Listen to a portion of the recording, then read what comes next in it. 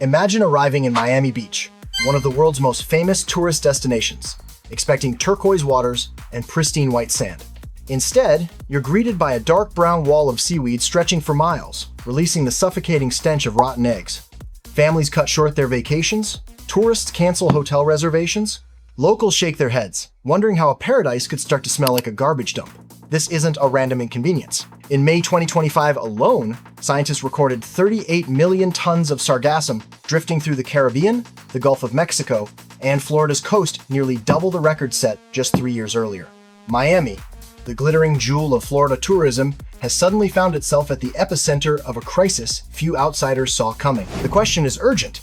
If seaweed keeps piling up at this scale, will Miami's billion-dollar tourism brand collapse under the weight of a bad smell? Or can the city adapt before visitors decide Cancun or the Bahamas offer a better escape? What would you do? If you booked a dream trip only to find beaches covered in stinking seaweed, would you stay and tough it out or pack up and leave? Comment A for stay, B for leave. For 2 decades, Miami Beach has thrived on its image as the ultimate vacation postcard. Neon nights on Ocean Drive, sun-drenched afternoons on South Beach, and a steady flow of international visitors who poured billions into hotels, restaurants, and entertainment. But in recent years, something far less glamorous has been washing ashore. Literally mats of sargassum seaweed so massive that locals describe them as floating islands of decay. When this seaweed hits the shore, it doesn't just ruin the view, it rots.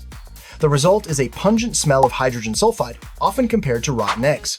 Tourists who planned a week of luxury find themselves gagging on the shoreline. A visitor from Atlanta told WSVN bluntly, "You can't sit down, you can't enjoy yourself. All you can smell is this bad aroma."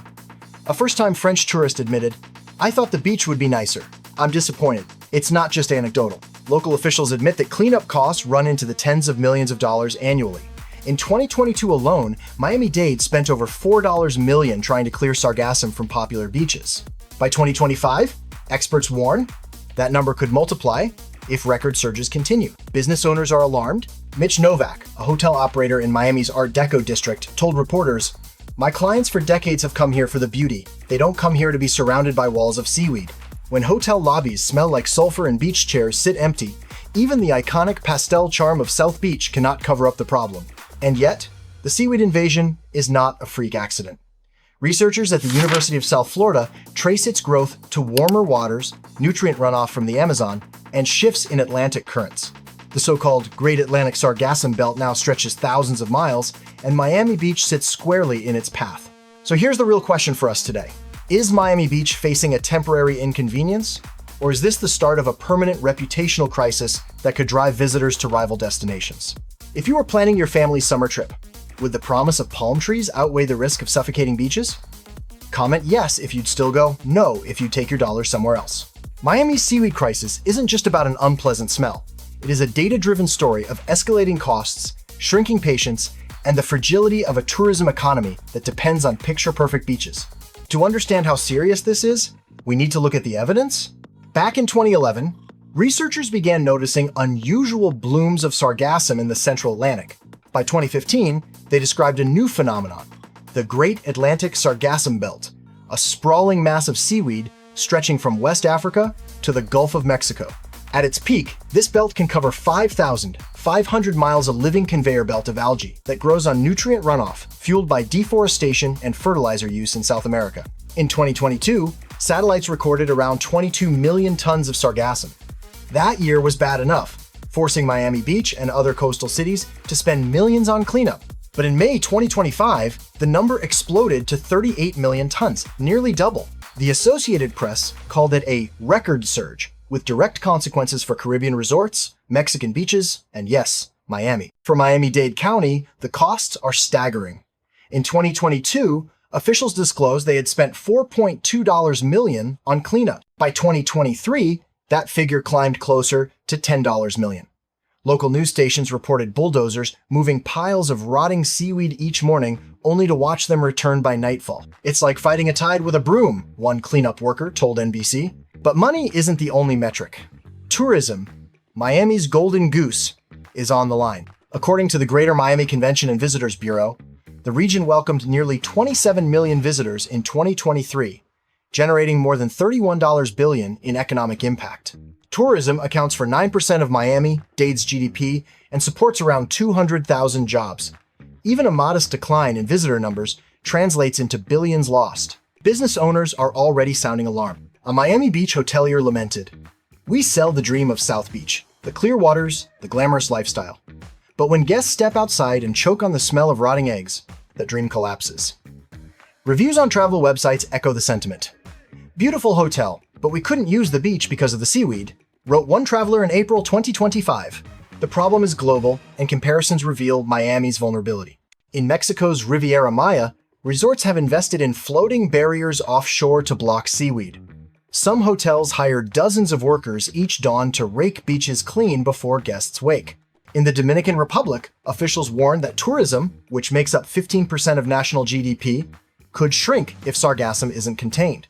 Miami, with its smaller coastline and denser tourist zones, faces similar risks but with higher visibility.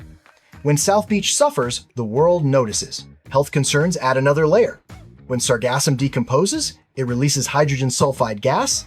In low concentrations, it smells terrible. In higher doses, it can irritate the eyes, nose, and lungs. Sensitive individuals, especially those with asthma, may find it difficult to breathe. "We have all this seaweed every day," a Brickell resident told CBS. "The smell is horrible. We cannot even be by the pool." What happens when tourists begin associating Miami not with fresh ocean air, but with respiratory irritation? Even NOAA, the National Oceanic and Atmospheric Administration, has weighed in. Their 2025 forecast warned of above-average seaweed levels across Florida's east coast. Satellite images show dense clusters approaching the Florida Keys and Miami, reinforcing that this is not an isolated incident, but part of a long-term trend. And here's the kicker. Miami's own brand identity is built on beaches. Unlike Orlando, which can pivot to theme parks, or Las Vegas, which thrives on casinos, Miami's beaches are its primary draw. Take away the turquoise ocean and the international crowds might dry up. As Amy Baker, Florida's chief economist, once warned during a downturn, a 35% drop in tourists is mind-boggling. It's horrific. Replace pandemic with seaweed crisis, and the logic is the same. Let's put that into perspective. Suppose Miami loses just 10% of its annual visitors because of sargassum. That's 2.7 million fewer tourists. If each spends an average of $1,000, a conservative estimate, that's $2.7 billion wiped off the local economy. Restaurants close, hotel workers lose shifts, taxi drivers and tour guides scramble for fares. All because the ocean smells like sulfur. The data paints a sobering picture. Miami is spending millions to clean its beaches, but the inflow of seaweed is measured in millions of tons. Tourism generates billions, but those billions can vanish quickly if the visitor experience collapses. Rival destinations are adapting with barriers, cleanup armies, and marketing pivots. The question is whether Miami will follow suit or continue fighting a losing battle with bulldozers and denial. So let's ask you, if you saw news headlines warning of a seaweed crisis before booking your vacation, would you still choose Miami? Or would you shift your dollars to Cancun, the Bahamas, or even Hawaii? Type Miami if you'd still risk it, elsewhere if you'd move on. Behind every crisis, there are deeper currents. To understand why Miami is drowning in seaweed, we need to trace the forces far beyond its shoreline. First, the environmental equation. Sargassum thrives in warm, nutrient-rich waters. Over the past 2 decades, the Atlantic Ocean has warmed significantly due to climate change. Warmer seas accelerate algae growth, and sargassum is no exception. Add to this the vast flow of nutrients pouring into the Atlantic from South America, especially the Amazon River. Fertilizer runoff, combined with deforestation that destabilizes soil, means more nitrogen and phosphorus are flushed into the ocean.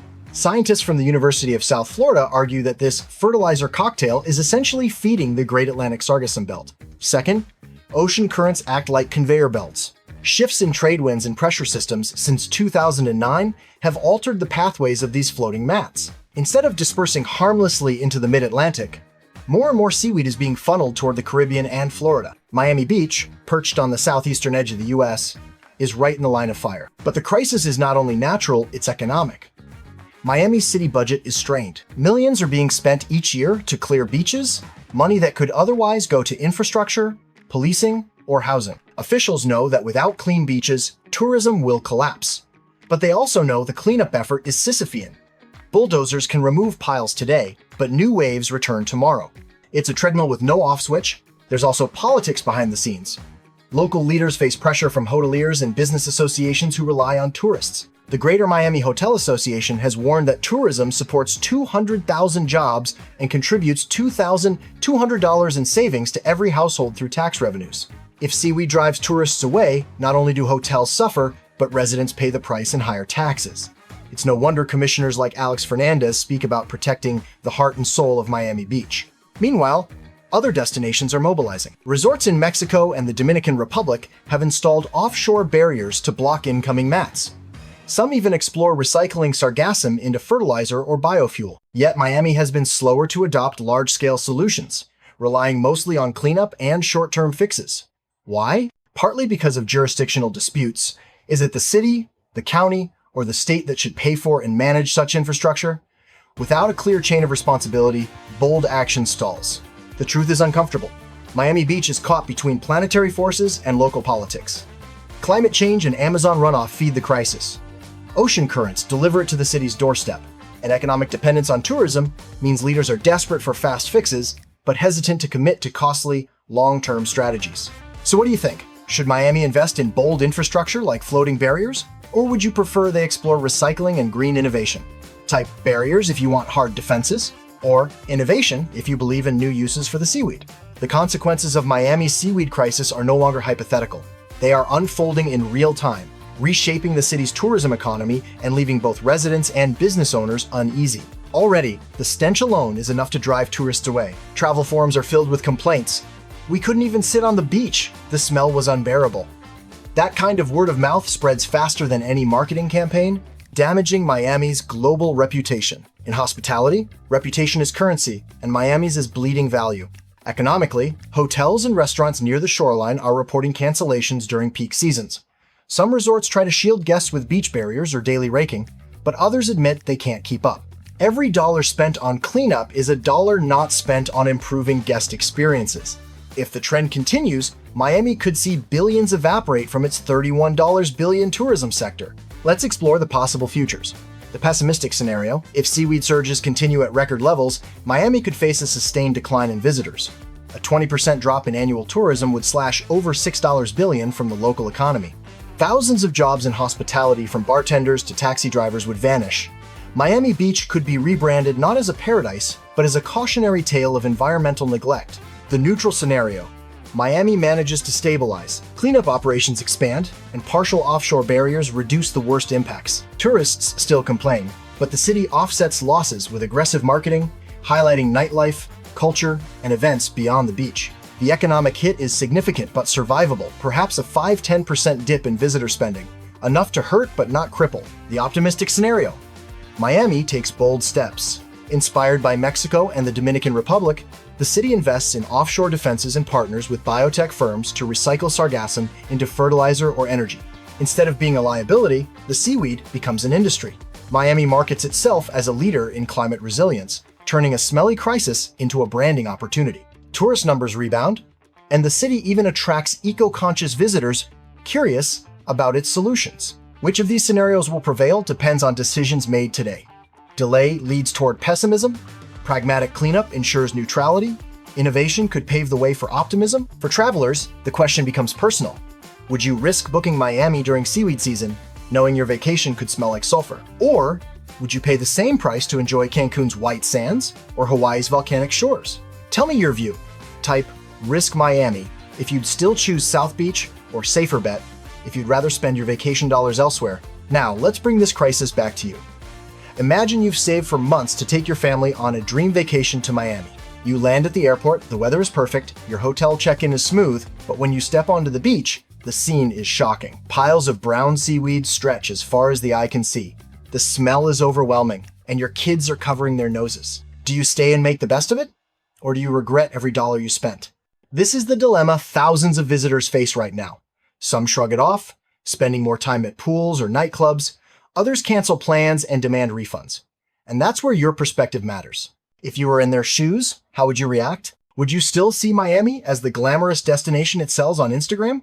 Or would you take your money to Cancun, the Bahamas, or Puerto Rico, places also battling seaweed but investing more aggressively in solutions? Let's make it interactive. Comment "Stay strong" if you'd still enjoy Miami despite the smell. Comment "Find another paradise" if you'd switch destinations immediately. And here's another thought experiment. If Miami found a way to recycle sargassum into green energy or fertilizer, would you be more likely to support the city and reward its innovation? Type yes green if that appeals to you, no change if you think it wouldn't matter. Your answers aren't just for fun, they help us understand how travelers truly think when faced with an environmental crisis. And who knows, maybe Miami leaders scrolling through the comments will see what the public really expects? Miami Beach has always sold itself as a slice of paradise. White sand, turquoise waters, endless sunshine. But paradise is fragile. In 2025, more than 38 million tons of seaweed are drifting through the Atlantic, and Miami stands directly in their path. The smell of rotten eggs, the sight of brown mats replacing blue waves, these are no longer rare inconveniences, but recurring battles that threaten the city's most valuable asset, its global reputation. We've seen how much is at stake. Billions in tourism revenue, 200,000 local jobs, and the pride of a community that thrives on being the world's playground. The choices ahead are stark. Ignore the problem, and Miami risks becoming a warning sign for other coastal cities. Invest in bold solutions, and it could transform from victim to innovator, turning seaweed into opportunity. So here's the question only you can answer. Is Miami still worth the ticket price? Or would you rather find another paradise untouched by the stench of decay? Comment below because your voice matters more than you think. Don't forget to hit subscribe for more investigations into America's economic and tourism dilemmas. Share this video if you think leaders need to wake up to the smell of reality. And I'll see you in the next story.